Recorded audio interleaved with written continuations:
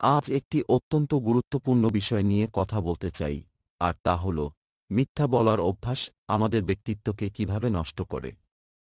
মিথ্যা বলা, যদিও সাময়িকভাবে উপকার মনে হতে পারে, তবে এটি আমাদের চরিত্র, নৈতিকতা এবং ব্যক্তিত্বের উপর গভীর নেতিবাচক প্রভাব ফেলে। প্রথমেই বলি, মিথ্যা বলার মাধ্যমে আমরা নিজেদের সাথে প্রতারণা করি। আমরা হয়তো সাময়িকভাবে সমস্যার সমাধান পেয়ে যাই, কিন্তু আমাদের নিজস্ব মূল্যবোধ ও বিশ্বাসের সঙ্গে প্রতারণা করি।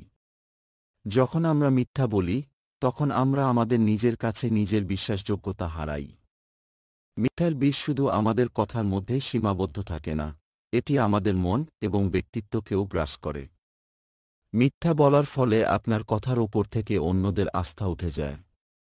একবার যদি কেউ আপনাকে মিথ্যাবাদী হিসেবে চিনে ফেলে, তখন আপনার সৎ কথাও মূল্যহীন হয়ে পড়ে।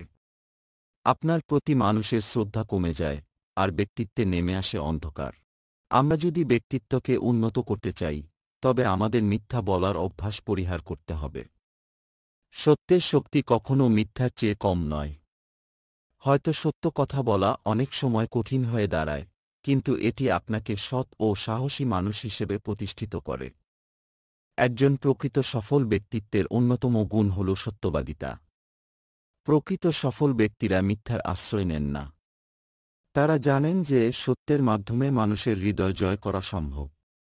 শেষে এটাই বলতে চাই, মিথ্যা বলার অভ্যাস আমাদের ব্যক্তিত্বকে নষ্ট করে, সম্পর্ককে ধ্বংস করে এবং আমাদের সাফল্যের পথে বাধা সৃষ্টি করে। তাই আসুন, আমরা মিথ্যাকে বর্জন করে সত্য ও ন্যায়ের পথে চলি।